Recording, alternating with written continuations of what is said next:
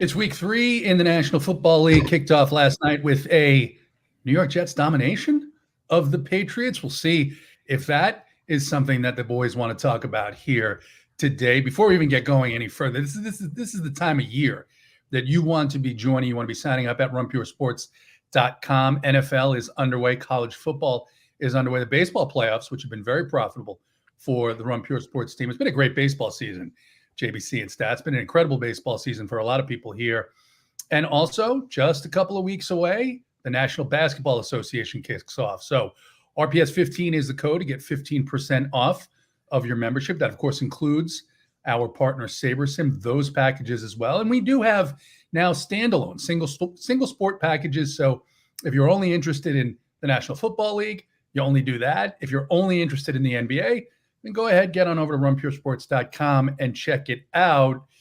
Week 3 stats, the New York Jets, Aaron Rodgers looked like, the Aaron Rodgers of 5, 6, 7 years ago last night, maybe helped a little bit by a Patriots defense that was absolutely terrible all game, but he's resurrected Alan Lazard from the dead, and he's got a lot of these guys playing well. And now we get into a week here where I think the theme, and we're going to talk about college football, talk a little bit about Survivor here, and then we'll go through the games on Sunday. But I think the theme this week in the NFL is who can you trust, or I guess which team's backups do you trust? Because there are so many major injuries here and potentially more to come over the next couple of days with Justin Herbert nursing an injury. What are you thinking about in terms of the overall picture of the NFL this weekend, Stats? And what do you think of that game last night by the New York Jets? Yeah, I just heard about the Herbert news a few hours ago, but as far as the Jets go, look, it's impressive when it's the Jets and they get a win like that. Like, everyone, you had Rodgers coming home for the first time since the injury, so it was first home game this year. The anticipation, I think Jet fans, as you know, Jet fans, I think there was a little bit of anxiety coming into the game. Like, they just didn't want to get overly excited like they did last year and then have their hopes kind of ripped out from underneath them. So the game could not have gone any better. They dominated the game offensively, just from a ball control standpoint, just managing the clock. They just never gave, the Patriots a chance in that game. I had 3 props on the game, and 2 which hit. I had the under on Brissett's touchdowns, which he didn't get any, or as far as passing touchdowns, under a half there, and then I had Stevenson under his carries, rush attempts, which that was not even close as well. The only one that I missed on was I had the over on Brissett completions, which he would have got there if he ever had the ball. They just never had the ball. He had 12 completions on I think 16 or 17 passes, so the efficiency was there. They didn't have the ball enough. So great job by the Jets. I did love. Did you see him push Salah away on the hug attempt? Absolutely loved it.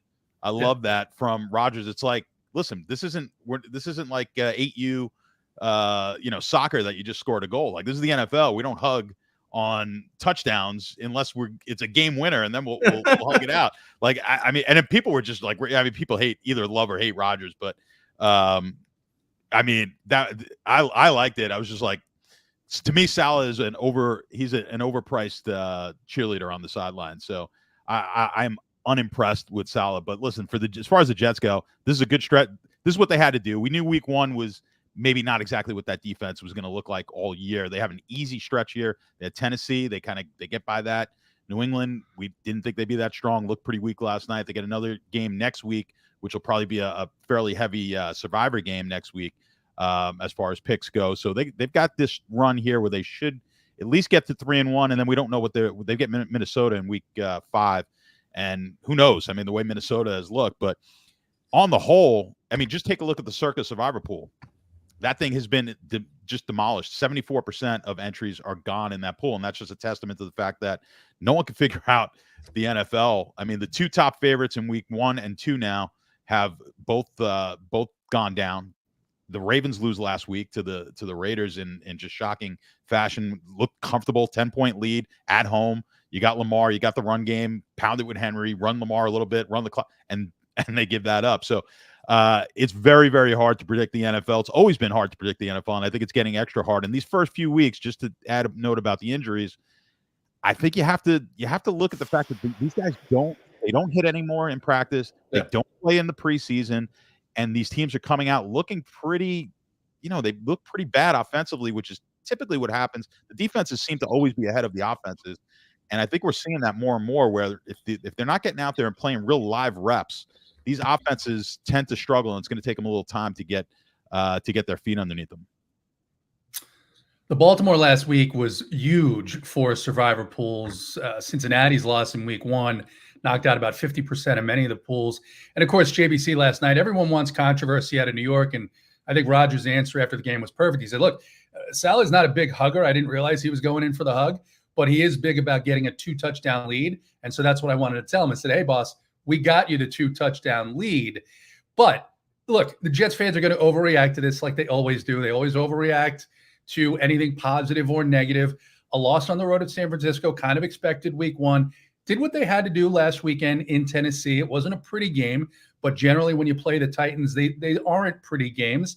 But last night, doing that to the Patriots, a team that had shocked the Bengals in week 1, I do think there's reason for optimism, but not going crazy yet. Of course, they are helped, no doubt, by the injury to Tua Tagovailoa and what that means for Miami moving forward. JBC, what do you think of the game and in general, the state of the NFL 3 weeks in? As Stats was saying, it's the story here is the key players with injuries that are missing. Yeah, I mean, the game last night, I expected a lot more out of New England's offense, especially with the Jets' injuries on defense. I was expecting them to be able to at least run the ball up the middle, throw it to Henry over the middle, maybe not do much on the outside against Gardner and everyone, but, they got nothing done, like literally nothing done. And, you give the ball to Rodgers on offense, he bleeds the play clock. Those drives were just backbreaking. They just would take forever to get down the field. And it's like, they just beat him into submission. Like, I think if you're a Jets fan, you have to be very bullish. You've got probably 2 wins against Miami coming, unless Miami makes a trade at quarterback. And then the second game against New England, that's 3 more wins that are probably in the bag. And, I think they're going to make the playoffs at this point. After week 3, we are talking about Jets playoffs. You sound almost like you're like us, like you grew up in Brooklyn and you're a Jets fan. And yeah, they're going to go to the Super Bowl. It's the first time since '69. Joey Namath will be in the house. I think that they'll make the playoffs, and whether or not they win the division will be based on the 2 games against the Bills, which could go either way. All right, lots more to come again. So we're going to get into week 3 now here. Talk about a couple of college football games, a little more than a couple of college football games. If you have questions, go ahead and hit them up in the chat. Questions about the college football slate, Survivor, the NFL slate. We're going to get to all of those things here today, but we'll start with college football tonight. Illinois at Nebraska. Surprising, maybe, Nebraska team. Nebraska favored by 9 here. Of course, our guy AP, a huge Cornhusker fan, and he is acting like a Jets fan would after week 3. This is Nebraska's year. 42.5 total, 375 favorite here for Nebraska. JBC, do you think that this Cinderella roll, maybe it's not a Cinderella roll and it keeps on going here, or do you think that the Illini can come in and maybe put up a little bit more of a fight? So it's interesting that we were just talking about the Jets and we're now talking about Nebraska when the teams are built very similarly. You've got a strong defense, and then you have a new quarterback that is really fucking good and is giving everybody hope that the offense can do enough to win these games. And listen, Dylan Raiola, guy has a fucking cannon. Like he's very, very good. And while I do expect Nebraska to win this game, Illinois' defense is good enough to keep this scoring down. So I like Illinois with the points. The market's been moving against it a little bit. It's at 9 now, but I just don't see the game being high scoring enough for Nebraska to cover, more than a whole touchdown. I think we're looking at a 17-10, 20-13 type game. So I think I like the under too. So I like Illinois in the under. Stats started off the season talking about the unders. Do you think this is a situation where Nebraska fans are going to be maybe a little bit nervous heading into the fourth quarter? It's going to be tight. It's going to be a low scoring game. Or do you think there's a surprise in the works here? I think this game is tight as well. I agree with JBC on this one. I liked Illinois coming. I liked it when it was at 7.5, and it just got bumped up today, up to 9.5, 9. So when I saw that, I'm like, it was kind of sitting at that number all week. I had this with my numbers at 5.5, right? So I thought I was getting value there at the 7.5, and the fact that it kind of hung around there, I really didn't think it was going to move, and I wanted to catch the hook. I didn't want to lose out on getting the on this getting knocked down to 7, and then I was kind of surprised it got bet up.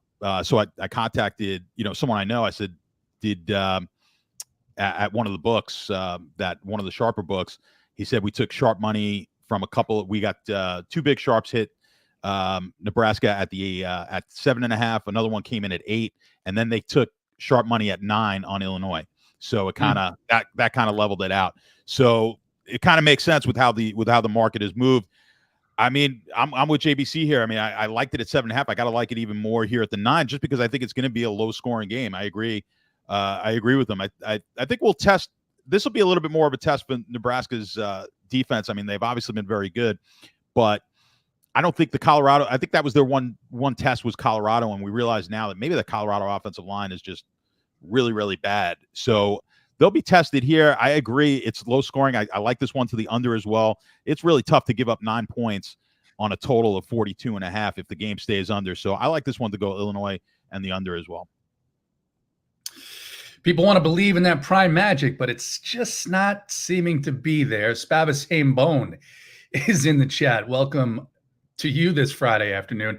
We'll move on to the next game. USC, a 4.5 point favorite, heading into the Big House. Michigan, 192 on the money line, a 44 total here. Stats.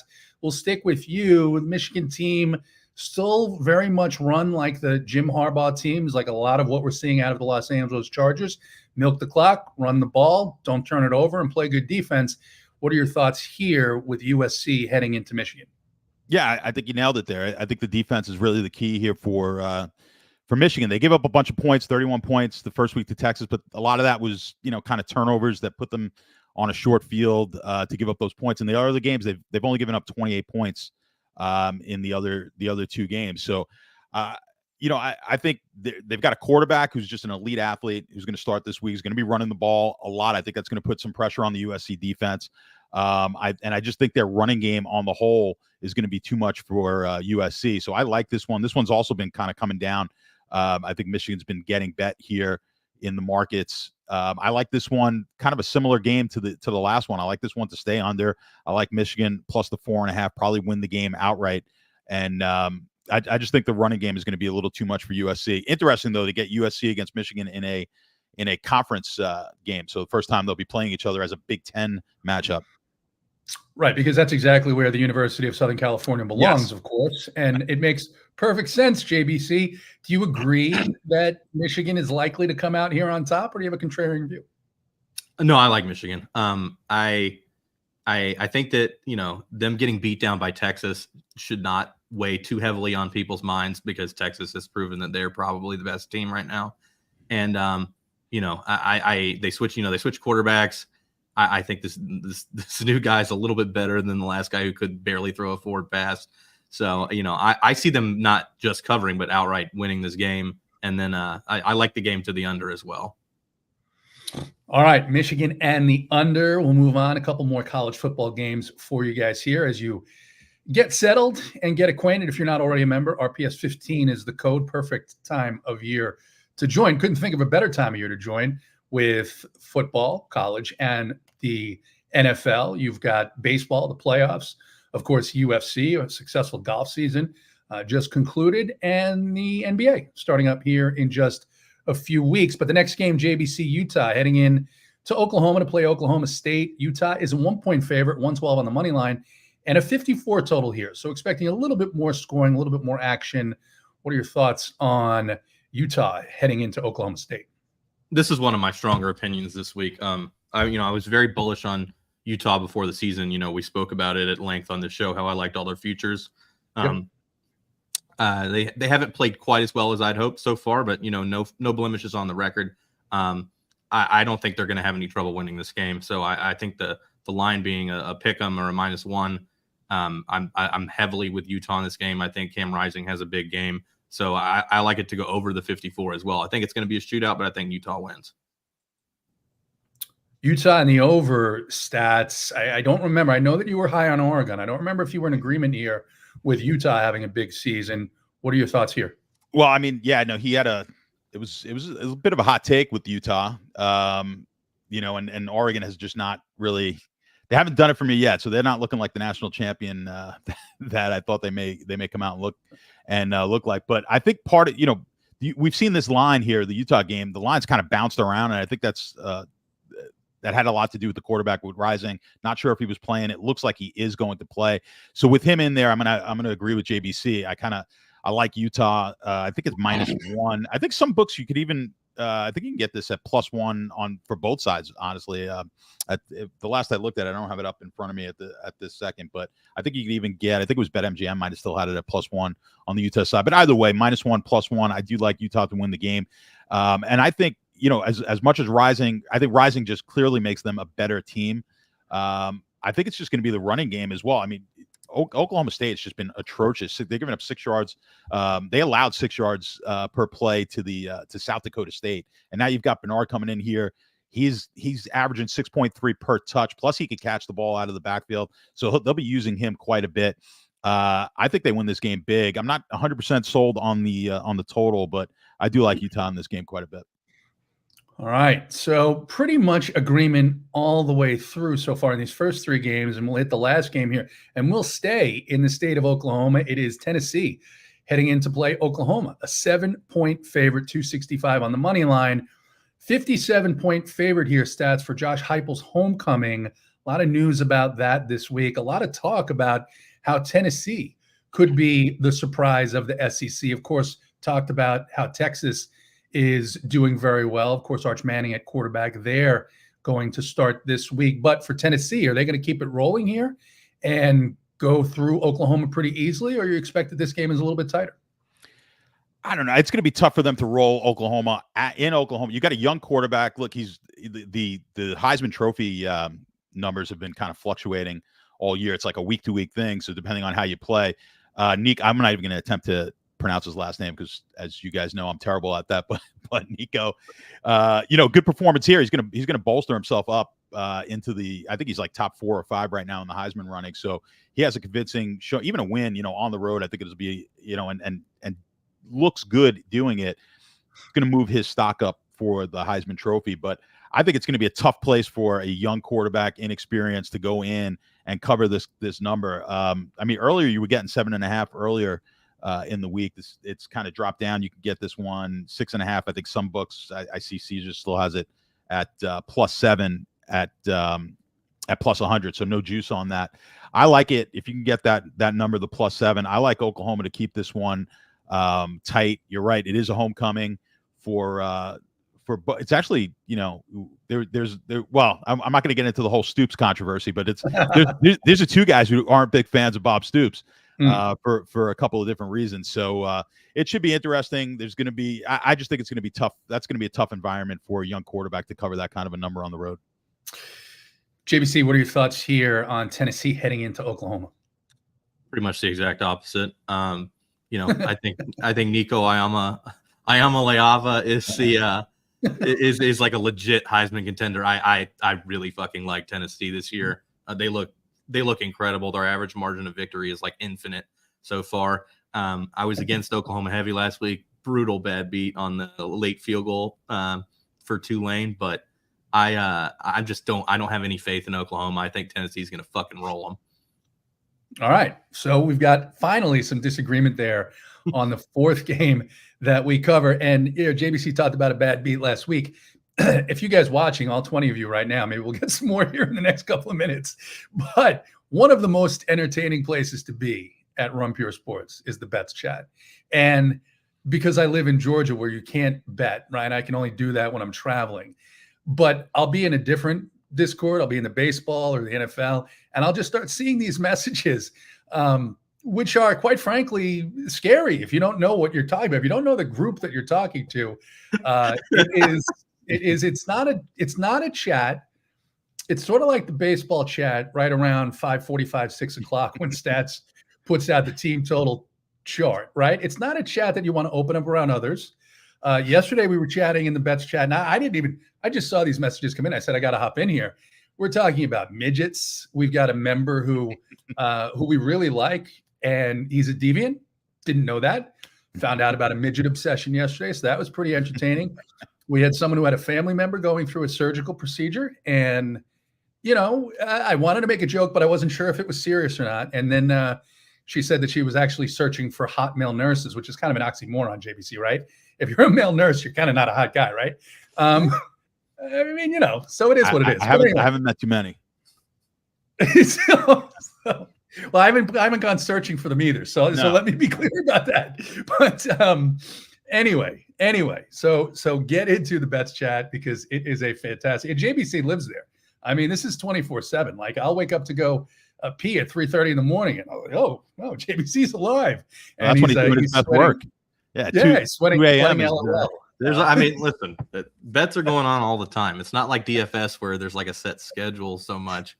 It's just one thing after another. You just got to keep grinding. All right. Well, it's a global betting environment. So listen. Quick story. When I was on the trading desk. So the guy I work with, a few of the guys I work with were big horse guys. So, and I don't mind playing a couple of ponies, but when you get guys, we started on the desk at 7 in the morning. When they're at 7 in the morning playing Australian horses, and then horse racing from South Africa, and you follow basically the time zone, GMT all the way to the Eastern time zone, chasing all the day sun. long. That's when you got a problem. No doubt there are people who live in the bets Discord chasing the sun as well. There's tennis to bet on. I've seen tennis bets.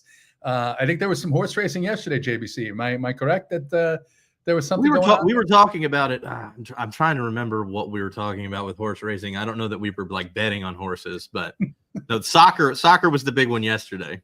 Soccer. So whatever it is, you got a few minutes during the day, go ahead and hop in there from puresports.com. Want to spend just a few minutes talking about Survivor because I think that's been a pretty valuable part of what we do every week here. Of course, we mentioned the Bengals week 1, the Raiders, and of course the Dolphins week 1 too. The Raiders the last week surprising the Ravens. This week it's a little dicey, guys, because there's a ton of injuries, and I'll just go through some teams that we don't have a lot of confidence in or the highest projected spreads this week. Cincinnati, the Bengals against Washington, 7.5-point favorites. Cleveland against the Giants, 6.5 points. They did look better last week. I'll give Deshaun Watson that. Tampa Bay, here's one, 6.5 at home over Denver. That seems intriguing to me. San Francisco at the Rams, 6.5-point favorite, but my goodness, there's nobody left on this team. You've got McCaffrey out. You've got Debo out. You've got Kittle with a hamstring. I mean, is Brandon Ayuk going to get 25 targets? Maybe, but I don't think they should be 6.5-point favorites. Now, the Rams are missing everybody too, so there's something there. Matthew Stafford and Kyren Williams, really the last men standing on that offense. The Raiders favored by 6 points against the Panthers. The Bills favored by 5, and then Seattle favored by 4.5 against Miami. JBC, which one of those do you think is the most likely, not the line, not how much they win by, but the most likely to come out of this week with a victory? The Bengals. The Bengals looked very good last week against the Chiefs, a lot better than I expected them to look, frankly. And Washington, you've got a rookie quarterback going on the road. I know that they look decent on offense against the Giants, but they still couldn't put the ball in the end zone. I don't have much faith in Washington's defense at all. They're probably the worst in the league or close. I would be very hard pressed to see the Bengals losing this game. Stats, your thoughts. We've got Cincy, the Browns, Tampa Bay, and San Fran, all either 7.5 or 6.5, and then the Bills in Seattle. You agree that Cincinnati's probably the pick this week? Yeah, I mean, I do a lot of Survivor content. So if you want to take it from a Survivor angle, I think Cincinnati's the play as well in almost any type of pool that you're playing. But especially, I was talking to JBC about this, especially if you're down to like very few people. If you're in a Survivor and you're down, and I love B. McNair, but if awesome. if you're down to very few left in your pool, a lot of people this week are looking at Tampa because they're looking at the future value of Tampa. Not too many games you're going to be able to take them. They're looking at Vegas against Carolina, even with Dalton in there, and then line dropped a little bit. People are looking to maybe take Vegas because they know they'll never take them again. If you're down to like 10 sub 10 people, 15 people in your pool, then you can't be looking all that far out into the future. You're taking the best team possible to win. Right now, Cincinnati's the team that's got the best odds to win if you're looking at the market. Plus, I think you're actually getting, so you're going to wind up getting the team with the best chance to win at lesser pick percentage than maybe you would normally. So I like Cincinnati in a lot of different formats. The one I'll throw out with the average person who's been telling me the people who like Cincinnati, they're like, well, Burrow's not going 0-3. I hate that logic. I hate that logic of all time. That is not why they're going to win this game, because that's the old. Well, they can't lose to this team 2 times in a row. It takes the first 2 losses to get to the third, and you're 2/3 of the way there. But I just think they're going to be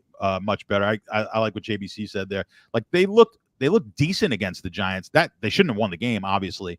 No kicker for the Giants, but they were able to move the ball, but seemingly were in the red zone the entire game, but just could not get the ball in the end zone. I think the Cincinnati defense will play well. I'd be very surprised if a rookie quarterback's going to go in there. I want to touch on them being in the red zone every possession and not scoring a touchdown. The thing is, since the Giants kicker got hurt, they kept running into a problem where they would, on the kickoff, automatically give them the ball in the 40 because they wouldn't get it in the the zone or whatever, like the new kickoff rule. So they were constantly starting drives at the 40 and then only getting it to the 30 and kicking a field goal. So they really weren't doing that well, despite never punting in the game. All right, fair points there. So the guys agree on the Bengals. And Benair, you know what? Next week we may actually film this while walking. 3 different parks, 3 different cities. What's that? Sauna. Hot tub. In a sauna. The difference is, the difference is we'll do the walking bets from the waist down. Yeah. Gray sweatpants only. Gray sweatpants. 3 guys in a sauna. Bringing you winners. All right. I can't even think about that, Benair. Thanks for being here. Let's get to Sunday. And let's start with the game that we talked about here. The Broncos heading into Tampa Bay. The Broncos have looked like an unmitigated disaster so far this year. Tampa Bay, on the other hand, has looked pretty good. 6.5-point favorites there.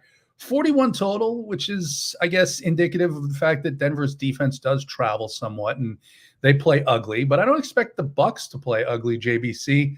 Are you thinking that this is one where you take the Bucs in the over, or you see something that I haven't out of the Broncos? Well, I think that one thing that needs to be considered is that Tampa's defense isn't very good. Like the Lions were moving the ball pretty much at will, and they just made a lot of catastrophic errors in the red zone, especially at the end of the first half when they let the clock run out on the penalty or whatever it was. I know Bo Nix has looked like shit, but I don't think that the Broncos are going to have that much trouble scoring just because the Bucs defense is so bad. So I actually like Denver and the over. So you think Denver pulls an upset here? Or they keep it close, one or the other. All right, fair enough. Stats? Yeah, well, for survivor pool's sake, I'll be rooting for that to happen as well. I like Denver plus the points. I'm hoping they take this one outright. So I'm with you there. I would lean towards the over, but I agree with what JBC was saying. Basically, this Tampa defense is not that good. They were not that good last year. They're still not all that strong. I think they're going to be able to run the ball. Nix, I'm not a huge fan of Nix, but I think he's going to be able to do enough. I don't know if they really win this game, but I think the game's closer than the 6.5. I think the line's dropped just a little bit. Sort of an indication that the market kind of likes the Denver side of this one as well. I had this one early in the week as a Denver play on my numbers, and I'm going to stick with I'll stick with Denver this week. All right, next game we got the Giants heading into Cleveland again. The Giants, you could not have a more, uninspiring start to a season. At least Daniel Jones looked a little bit better last week, but of course they had the issue with the kicker, which it doesn't seem like they managed all that well. Stats, but Cleveland favored by 6.5. It is a total here, and that seems probably right about where it should be with these two teams. Actually, maybe it should be lower. And then Browns are 285 on the money line. What are your thoughts? Well, it only took 2 weeks, and I told you Daniel Jones would be a milli maker winner, and he was. Now it was an odd way to get there, but but he was in the milli maker. The kid, listen, the kid Neighbors looks phenomenal. So I mean, he really looks good, and he was a big part of what got that stack there. I like the Giants plus the 6.5. I'm gonna kind of stick with the Giant with the Danny Dimes here. I think they. I know JBC probably likes Cleveland. I know he's kind of been bullish on Cleveland. I have as well, but I think it's too many points. I think the 6.5. I know JBC doesn't like this kind of handicapping, but it's almost like they look like they're kind of sucking you in here with the with that bet, the 6.5. Like they're just teasing you enough to take this one under the touchdown with Cleveland. I can't see too many people as far as the public liking the Giants in this game. I think the Giants on my numbers, I have the Giants, and there will be a bet for me. You know, historically, Deshaun Watson's actually been a pretty terrible quarterback as a favorite against the spread. So we'll see if that trend can continue as well. JBC seems like more of a gut thing that Cleveland shouldn't be favored by this much. Maybe a little bit of overreaction to the game that they played last week. And it seems like maybe the Jaguars aren't as good as we thought they were going to be. What do you think here about B-Nair's Giants heading into Cleveland? I think you hit the nail on the head. I think we're overvaluing their victory over the Jaguars, and the Jaguars might not actually be as good as frankly, me. Like, I thought they were going to be great. They might not be as good as we thought.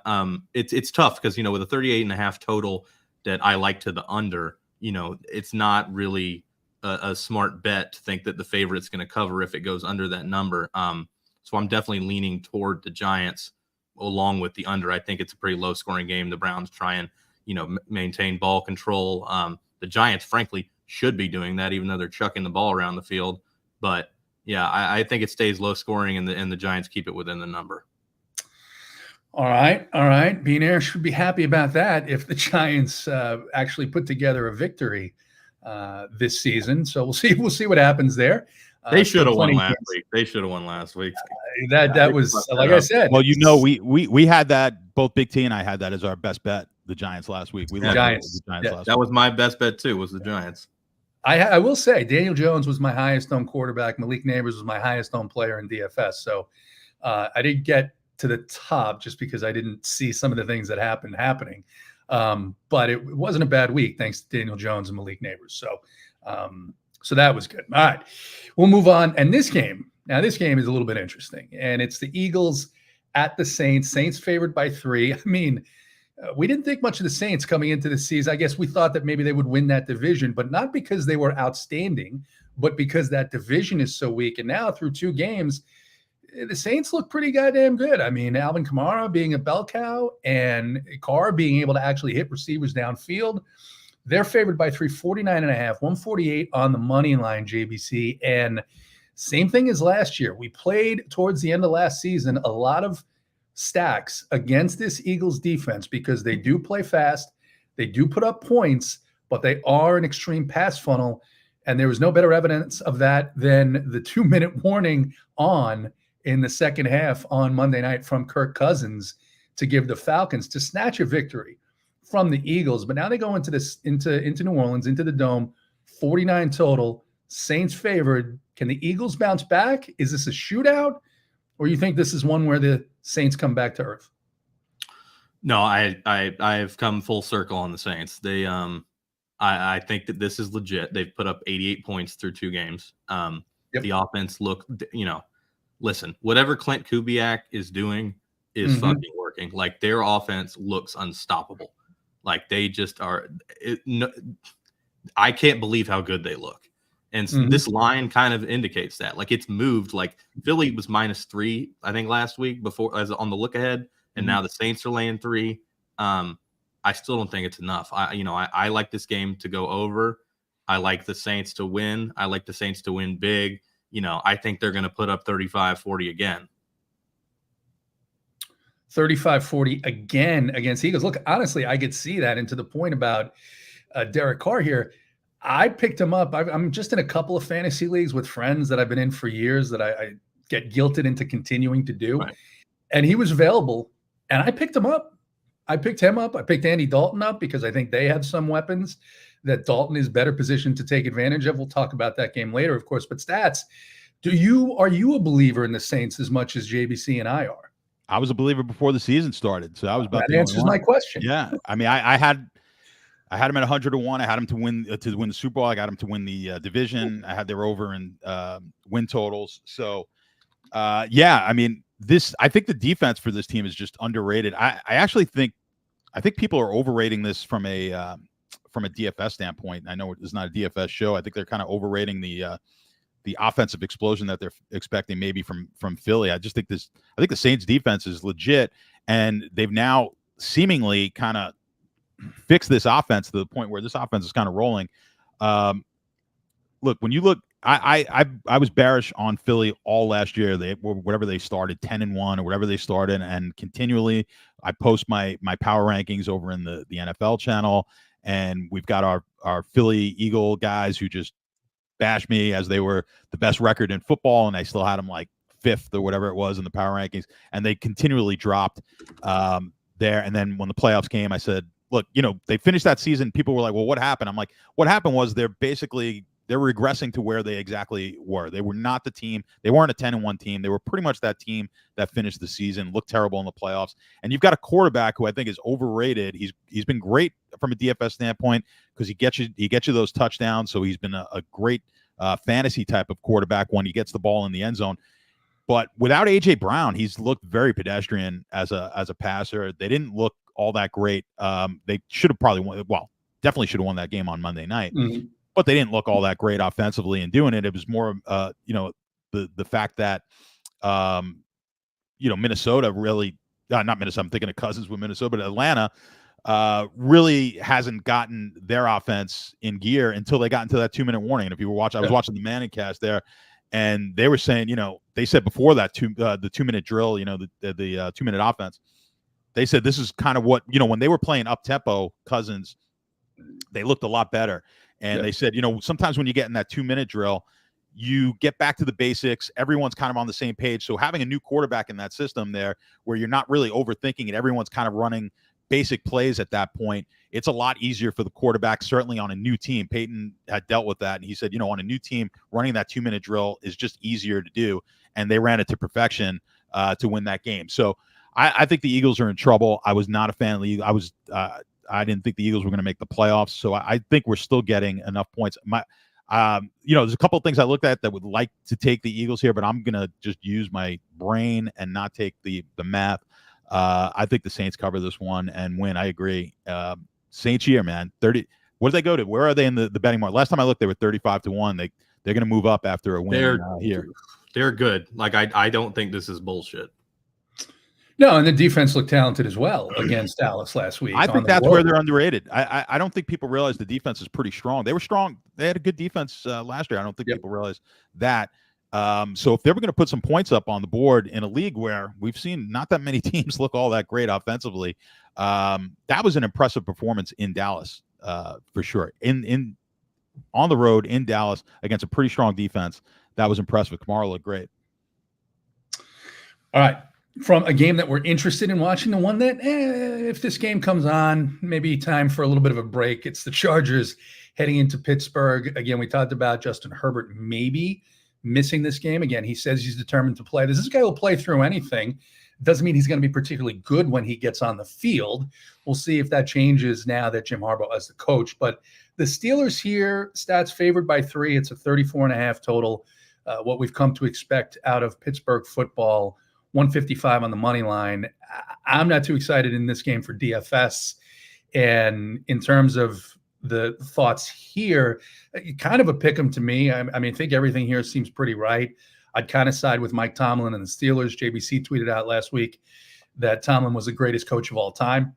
He may be, he loves it because of what he gets out of literally no talent on the offensive side of the football. Nothing. Outside of maybe George Pickens. But what are your thoughts here on this one?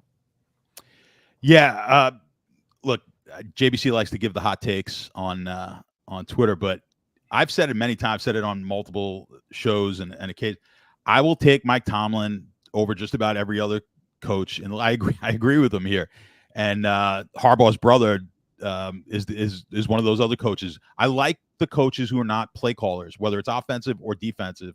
I think these teams have to just get away from hiring these offensive coordinators who, have a great season because they have a great quarterback, or a defensive coordinator who has great talent, and suddenly they're the hot prospect here for a head coaching job. So I love Tomlin, but Harbaugh, look, they're going to play similar style. That's why this total is down to like 36. They're going to play a similar style of game, different type of quarterbacks, and now we don't know about Herbert. So going into this, I kind of liked the Chargers. I'm going to have to take a kind of wait and see here. I do want to see Herbert in there in order to back the Chargers. I just think they're a little bit more talented, but nobody gets more out of what he's got than Mike Tomlin for sure. It's not like Fields is playing great. You watch these games, he's winning. He plays, I was going to say he plays to win the games, but he plays a style that is going to afford him the best opportunity to win. And he's not doing too much with Fields. If you watch the games, Fields cannot, he just can't throw the ball accurately at all. But we know what his talent is. Utilize the talent that he's got, try to win with that. And Tomlin does it better than anyone. So I think this game is tight. I think Herbert in there, give me the Chargers. If not, I'll take Pittsburgh, but I'm going to wait and see on what this injury situation looks like. Following the Herm Edwards philosophy of playing to win the damn game, JBC, thoughts on this one, the Chargers heading into Pittsburgh? I have a similar opinion in that I like the Chargers if Herbert is in, but I think even if he's not, obviously you're not going to take the Chargers right now with his status up in the air. If you like Pittsburgh, you take them now. If you like the Chargers, you wait until Sunday. And then if Herbert is ruled out and say they're getting 7.5, 8, whatever it may be, I'll like the Chargers with the backup at that number. And if Herbert's in, I like it at the current number because I don't think that they're going to struggle to run the ball that much. No Jim Harbaugh team or Jim. Jim, I got it right. No Jim Harbaugh team struggles to run the ball. And, J.K. Dobbins and Gus look good. The rushing offense has looked amazing for the Chargers.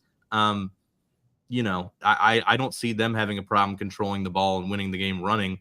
But it's definitely a game you wait until the last second in order to bet it. All right, so wait and see on the status of Justin Herbert in the Chargers and the Steelers. Just another reason to get over to runpuresports.com and get in the Discord. Use code RPS15. Get those last-minute bets that come up in the most entertaining chat on the site, the Bets Chat. So moving on, Houston, the Texans heading into Minnesota. Texans favored by 1.5. They've looked pretty good so far, the Houston Texans have. Of course, with Stephon Diggs now in the fold. CJ Stroud looks just as good as he did last year. 46 total here, 122 on the money line, JBC. What are you thinking here? Now, Sam Darnold on the other side also looked good last week in a victory over those 49ers that we talked about earlier. Which of these teams do you think is going to pull this one out? Minnesota. I think the Texans are heavily overrated, and the market's kind of reflected that the first few weeks. I've bet against them every game. They haven't covered either game. The 6.5 against the Bears, they didn't cover. The 2.5 against the Colts, they didn't cover. I don't see them going into Minnesota and winning this game with how good that the Minnesota, offense and defense, frankly, have looked the first few weeks. Brian Flores, Brock Purdy said it to him after the game. Like, his scheme is crazy. Like, the Vikings have found something with what they've got here. And I don't think they're the worst team here, and they're a dog at home. So Minnesota. All right. Stats. JBC is going with Minnesota here. And of course, for DFS purposes, Houston's become a little bit more difficult to play. They are also likely to be missing both of their running backs here. So could be down to their third string running back. What are your thoughts here? Do you think Minnesota pulls it off at home against the Texans? Yeah, I agree. I was a little bearish on Houston coming into the season, thought they were a little overrated.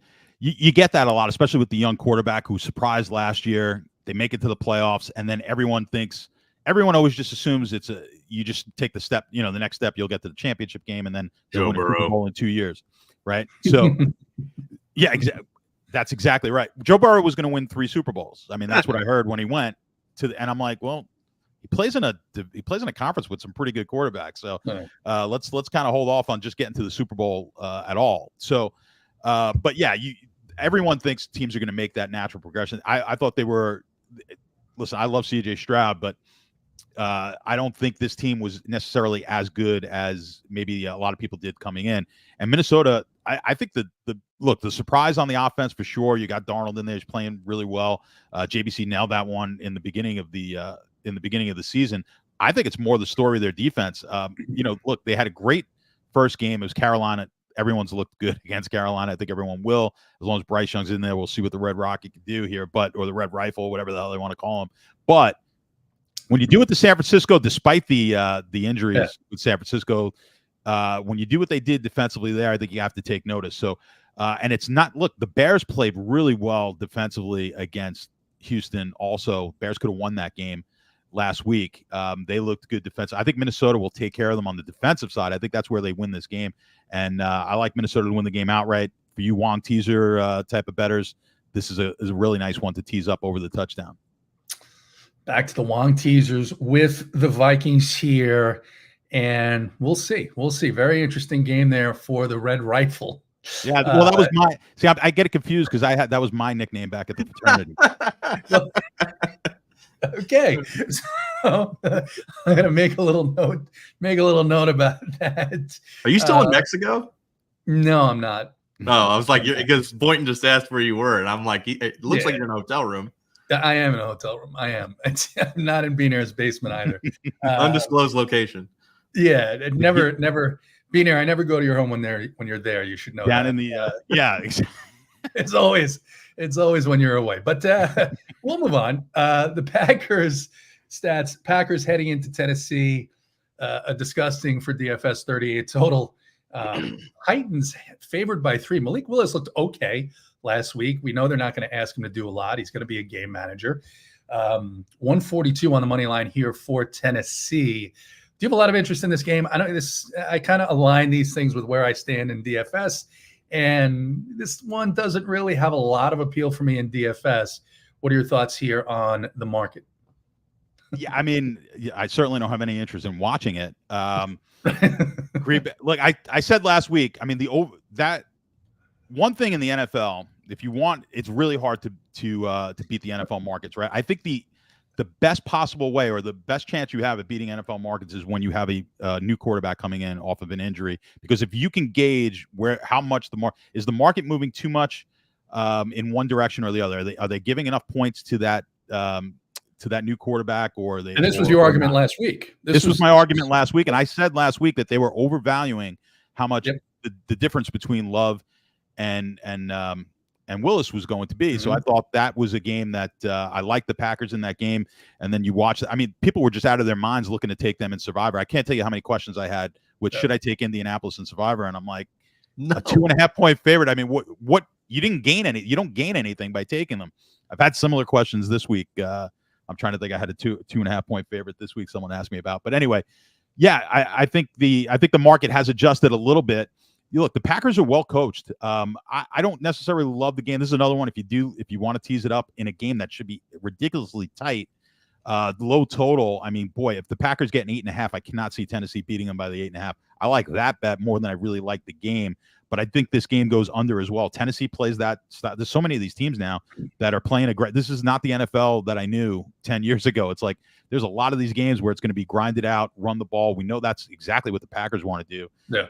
Not a lot of firepower on the Tennessee side. I think this game stays under. And again, this is a nice one to tease up maybe with that Minnesota game. JBC, the one thing I could say about the Titans is Calvin Ridley looks like he's healthy, looks like he's at least well acquainted with this offense, and they're doing what they can to get him the ball. And that's something that we haven't seen in a long, long time. They're favored here by 3 points over the Packers. What are your thoughts? Well, Tennessee hasn't really had that much of a struggle to move the ball the first 2 games. They've lost the first 2 games on a series of catastrophic errors by Will Levis. Not like we can't, not like New England last night. And right. While this is an interesting revenge game for Malik Willis, I had to throw that out there. I don't foresee Tennessee having the same struggles to move the ball that the Colts did up at Lambeau, especially at home. So I actually like Tennessee, and I like the over 38. Do you think that's because Tennessee puts up a lot of points? Or you think this is going to stay close and both teams are going to put up a bunch of points? I think the Packers will get theirs with running, but Tennessee, I think we're looking at 24-17 ish for Tennessee. Okay. All right. So Titans and the over on that one. Next one, we talked a little bit about the Bears and the Colts here when we were talking about some of these other games. Bears head indoors to Indianapolis. And this one's close, guys. The Colts favored by 1 here. It is a modest, but not too bad, 43.5 total, and -112 on the money line for the Colts. I guess maybe they see a little bit of a bounce back here for them, but it is only 1 point. Is it possible that Caleb Williams will start to go in the right direction beginning this week with a game indoors against a team that plays fast? Or do you think this is one where the Colts get right? After what I saw last week and what I saw in week 1, I don't believe in the Colts the same way that John did before the season. And I don't think they're very good. And the Chicago defense did a lot to impress me last week. I mean, we have a data point. They both played the Texans. One was on the road, one was at home, but Chicago's defense looked so much better than the Colts defense has. I don't see Chicago losing this game no matter what Caleb Williams does. So I think it goes under, and I think Chicago wins. Under and Chicago here. Stats agree, or do you think this is one for Anthony Richardson to get going in the right direction again? Yeah, I mean, listen, part of the reason I've been limping is, one part is hanging out in B. McNair's basement. The other part is jumping off the bandwagon here for the Colts. So, I've been most impressed with the Chicago defense. I haven't heard a lot of talk about the Chicago defense. The defense looks very good to me. Like I said, we touched on it with the Houston game. I think this defense is going to be able to hold the Colts offense down. I like them in, a little DFS note here to get some turnovers. They'll ball hawk, and Richardson will throw. He is not accurate at a core. I love him in fantasy. I love how he runs. He's going to get you touchdowns, things of that sort. He's also going to throw the ball to the other team. So I think you've got pick 6 opportunities in this game from a Chicago defense standpoint. I like Chicago to win the game. I think their defense is good. I'm not yet there with Williams, but I think you've got both. It's not like Richardson's that got all that much more experience. He got about 3 more games in the league than Williams does. So I think the best unit on the field will be the Chicago defense. I think they'll win this game for the Bears. Give me the Bears on the road. All right, Bears on the road, and of course, when you walk into Beaner's basement, the first thing you see is that country crock-sized jar of KY. So it tells you that things aren't going well in that house once you shut the door. But we'll move on to a game that's a little bit interesting here, I guess. Minimally interesting, I guess, for DFS, at least on the Raiders side of the ball, but also on the Panthers side with Andy Dalton now stepping in as the starting quarterback for Bryce Young. Panthers head into Vegas. They are 6-point underdogs, 40 total here stats, and 250 on the money line for the Raiders. A big upset in Baltimore last week against the Ravens. Now they get a team that hasn't looked good at all, that has looked just terrible on all fronts. Of course, the issue being Bryce Young more than anything else, but a team that has looked decent, at least offensively, when they've had Andy Dalton under center, and that's what they're going to have this week. So what are your thoughts here on Carolina in Las Vegas? Yeah, I always have a team that, every year I wind up taking a bad team for several weeks and but everyone forgets the bad teams that I take that win. Eventually, sometimes it's going to be a bad team. They're going to lose a bunch in a row. I'm going to go to Carolina here. I think we're catching the Raiders at a high, coming off a win that they probably shouldn't have had last week. Carolina has looked terrible. I mean, they'll get the boost here with the new quarterback. Well, not very new, but the new quarterback for this season. And I think Carolina's. It's a terrible roster. I get it. I think they have a shot to win this game outright on the road. Get as far away as you can from Carolina. They will out in Vegas. I think they I think they have a shot to maybe upset a few people in survivor pools. I like Carolina plus the 6 this week. JBC, I don't really have a lot of love for the running back room there, but the receiver room for Carolina is, I guess, mediocre, not great, but better than it has been. What are your thoughts on this game?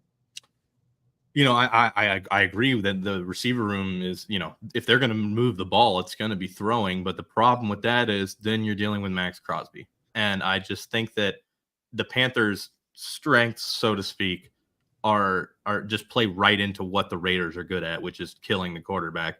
And I don't think Andy Dalton's going to finish this game. I think he's going to get hurt. So he's going to get sacked so many times. He's going to get hurt. And Gardner Minshew is leading the league in passing. He's looked great. Maybe he just needed some good players around him. Devontae Adams and Brock Bowers, who looks like a fucking Brock Bowers looks like Gronk out there. He's the real deal. And so the Raiders, the Raiders passing attack is significantly better than the Panthers passing attack, and the Raiders, pass rush is better than the Panthers pass rush. I like the Raiders minus the 6.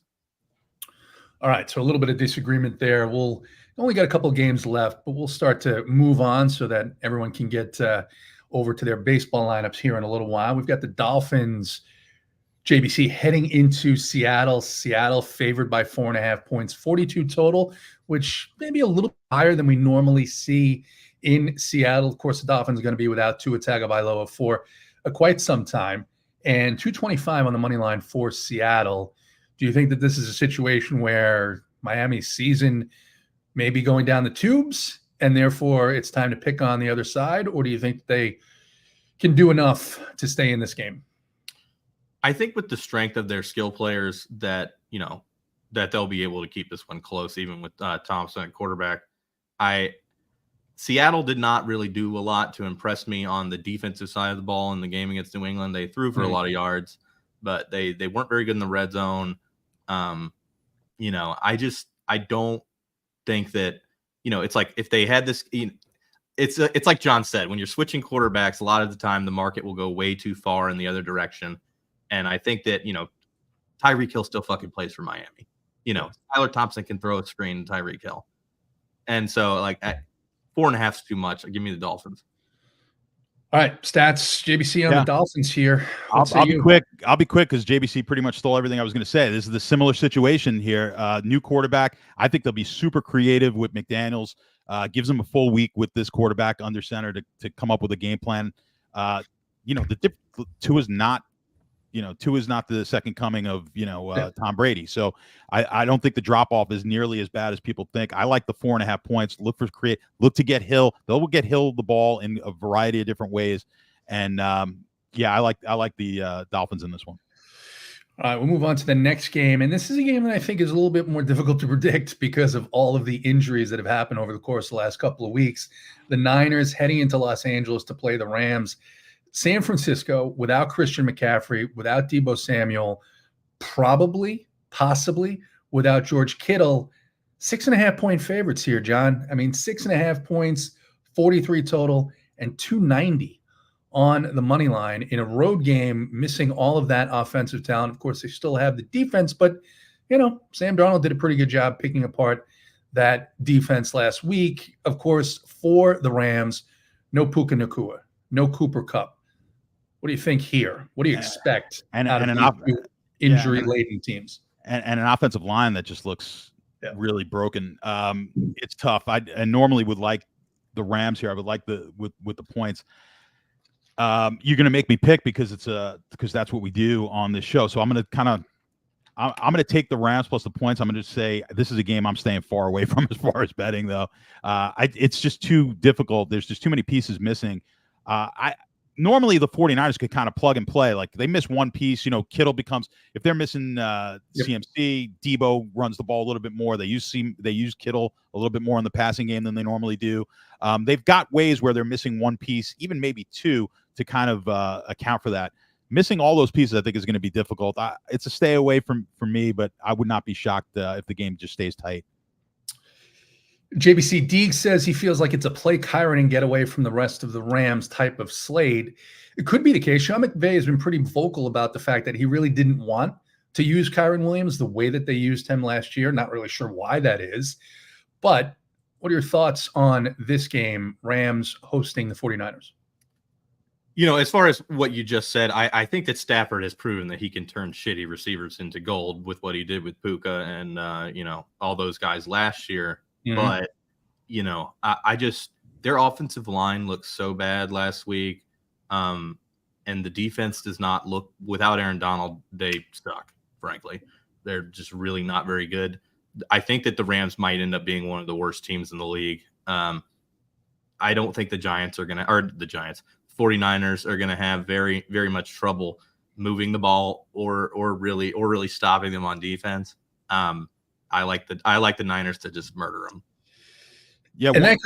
Go ahead. Let me just jump in on the Kyren thing. Look for him to play a little bit receiver. He might play slot here and get a few more opportunities in the passing game. That I think that is a possibility this week.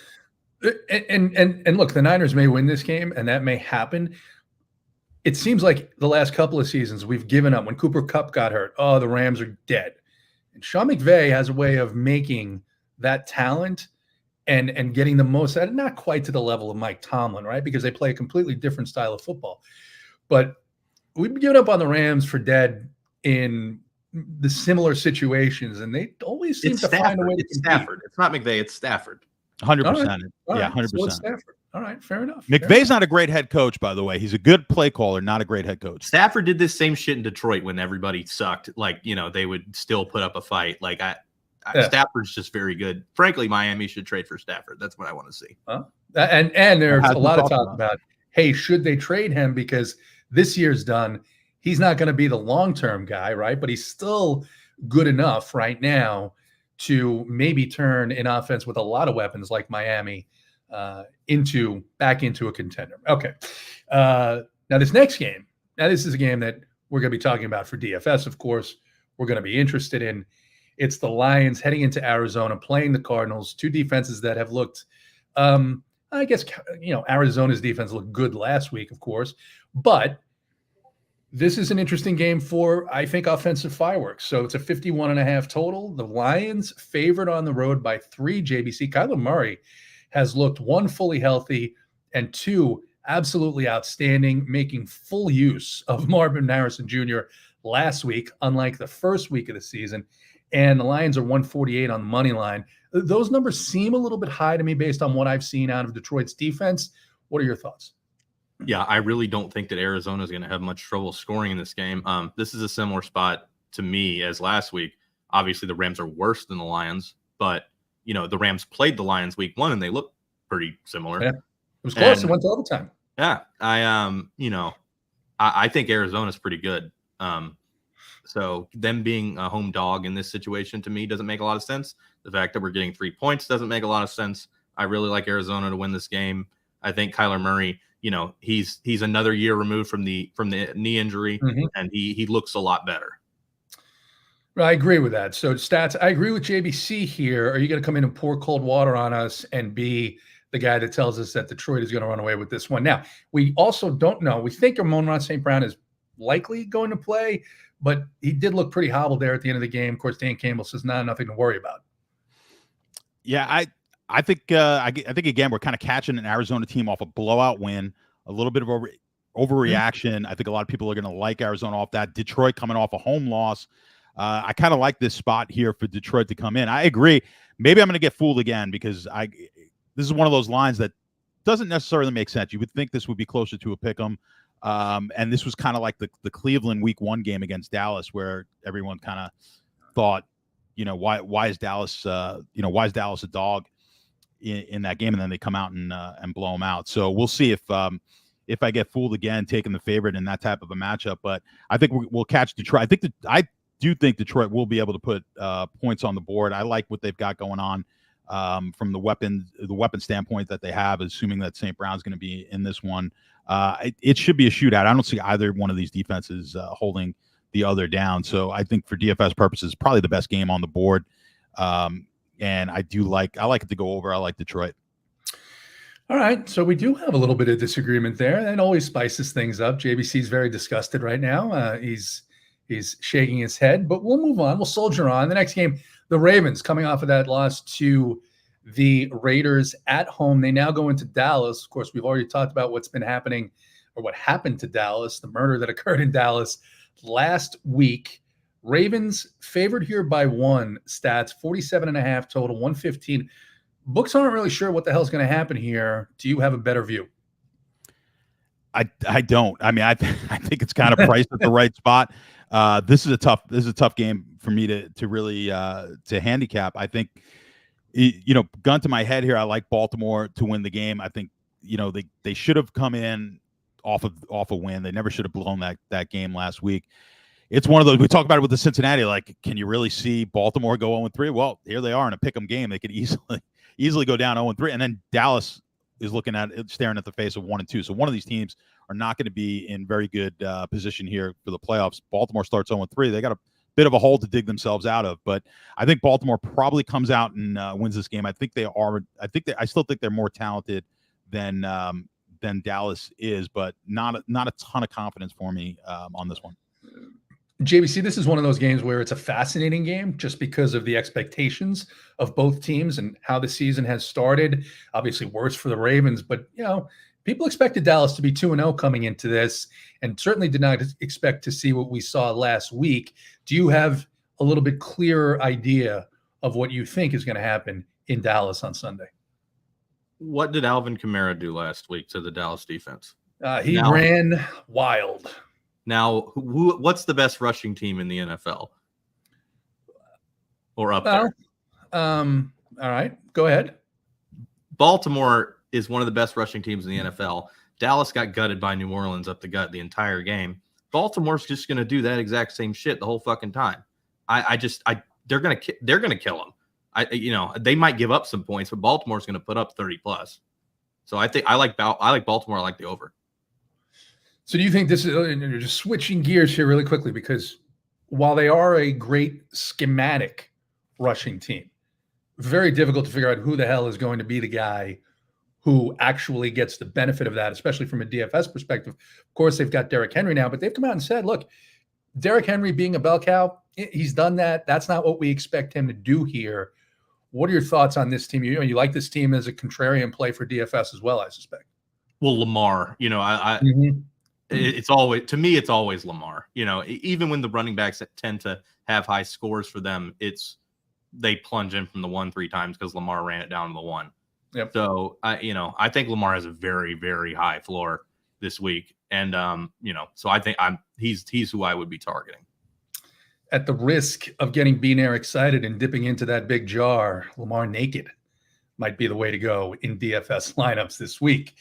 We'll move on. A couple games here. Then we'll get to the 2 games that are on a Monday night, of course. But the next one, JBC, our Falcons, who surprisingly beat the Eagles on Monday night. They got a tough test here with the Chiefs coming in. Chiefs favored by 3, 46.5 total.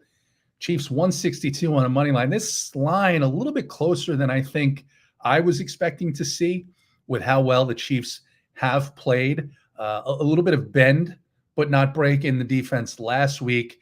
And of course, until the 2-minute warning last Monday night, the Falcons haven't been all that inspiring. So this is a 3-point favorite. Super Bowl, defending champions here. Do you see this the same way? Do you think this is really close? Do you think this is a spot where the Chiefs come in and really give Atlanta fans something to worry about after week 3?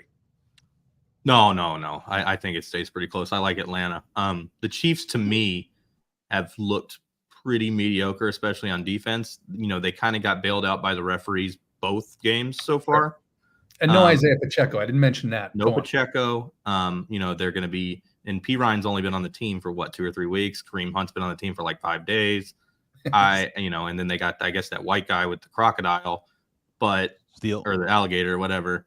But I don't think the Chiefs are – this is exactly like last year. It's like the Chiefs ended up winning the Super Bowl, and everybody's like, oh, the Chiefs were just dominant all year. But if you watch the games, the Chiefs sucked ass for like a good part of the year.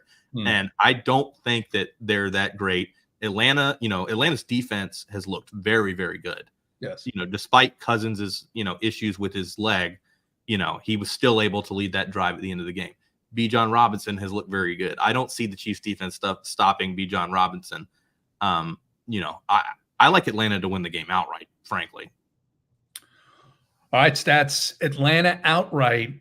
You are coming off liking the visiting favorite, Detroit, heading into Arizona. How do you feel about the visiting favorite Chiefs in Atlanta?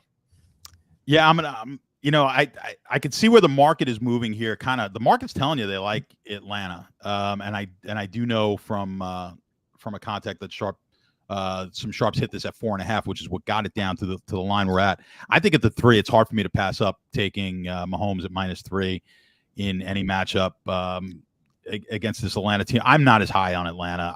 I have a hard time betting against Mahomes in general. It's going to take more than what I think I've seen here from Cousins. I don't think Cousins has played nearly as bad as a lot of people have been talking about. I don't think, look, he was never a mobile quarterback anyway. He looked pretty good, like we talked about earlier, when they were playing up tempo. If they play that style, then I think they'll give the Chiefs some trouble. But I think their defense has played well, no doubt about it. I think Mahomes will find a way. I think they could cover the 3. I don't see the Chiefs losing this game. JBC, you think Stats is overvaluing Mahomes? Not Mahomes, but he's overvaluing that. Like, Mahomes is yes, Mahomes is fucking great, but he's not he can't play defense. Atlanta's going to be able to control the ball with Bijan. Well, that's the thing. Yeah, Bijan's going to get his, no doubt about it. But they could have easily lost that game to Baltimore. But they could easily lost that game to Baltimore. But they did enough defensively in that game to control. They sucked last week. Mahomes sucked last week. No, yeah, no. Listen, that's 1 week, man. I'm gonna take it. Look, Atlanta didn't suck to Pittsburgh. Listen, Kirk Coupons is about to take out Mahomes. All right, we've got Kirk Coupons on one side, we got Mahomes in the dome on the other, and Mahomie, baby. We got Taylor Swift. We got an amazing crew here. We've got Boynton in here watching at 2x speed. I don't even have words. I don't even have words for that, but I do have words for the 2 final games that we have left. We've got be there. Oh my goodness. Okay. These are the Monday night games. We are blessed with 2 Monday night games. It's going to be fantastic. Stats, I'll start with you. I'm going to lump these together because we've already kind of talked about what we think is going to happen in that Washington game in Cincinnati. Jaguars, a team that we thought was going to be better, and they certainly do not look like they're better. Now they go into Buffalo to take on the Bills. Bills have looked outstanding. Of course, maybe aided a little bit by injuries, of course, in that game against Miami. But the Bills favored by 5, 45.5 total, 230 on the money line. It seems about right to me, unless you think that maybe the market's overvaluing Buffalo here.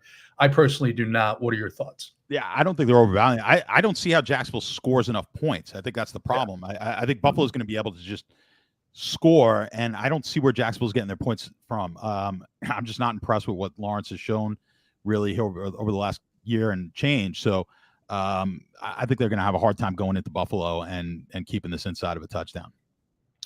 JBC, thoughts? Lawrence has looked fucking terrible. And, Allen has looked every bit himself without his receivers. It seems like it doesn't matter, as we all expected. I agree. I don't think that Buffalo, I think Buffalo wins by 20. In the last game, the Commanders heading into Cincinnati, we all believe that the Bengals are going to win this game. JBC, they're going to cover the 7.5, and is this going to go under the 47, or you think that they're going to put up so many points that it creeps over? If it creeps over, it's because the Bengals scored a ton of points. I don't have a ton of faith in the Washington offense just yet, but for as much as I don't like Joe Burrow, Washington's defense is terrible. So I fully expect the Bengals to go out there and just pummel them. And, this is obvious teaser fodder as well. Tie Bengals in with whatever. They're going to win this game. They're going to win it by a lot. Stats, looks like you agree here. Agree on all fronts. Tease them down. They win this game. If you tease it down to the point, I think they cover the 7.5, wherever you're getting this, whatever number you're getting it at. And I agree on the total. I think it's going to be iffy. I think the only way is I think the Washington defense is just so bad that Burrow becomes an option here. DFS. Well, it'll be a Monday night game, showdown game. Two-gamer, yeah. He's going to put a ton of points up, I think, Burrow, in that game. So I think they get to at least 24 points themselves, probably get themselves into the 30s in this game. And then it's a matter of can Washington score. So I just think it's a matter of how high Cincinnati goes. But I don't think this game stays close. I think Cincinnati wins comfortably. So we get agreement on the last game. I'll give you guys any chance to say some final thoughts to the people on week 3. Begin with you, Stats. I don't know. I don't have too many final thoughts other than let's try to win some. Let's hope someone here at RPS we could take down the Millie this week. That's what I'm hoping for. And if it's not me, hopefully it's B. McNair because his parties are outstanding. His parties are barely legal, as they say. JBC, final thoughts on week 3. Fuck Mangone. It's a good closing. For Stats, for JBC, I'm JT. Go ahead and join us on Sunday morning if you're not a member yet, RPS 15.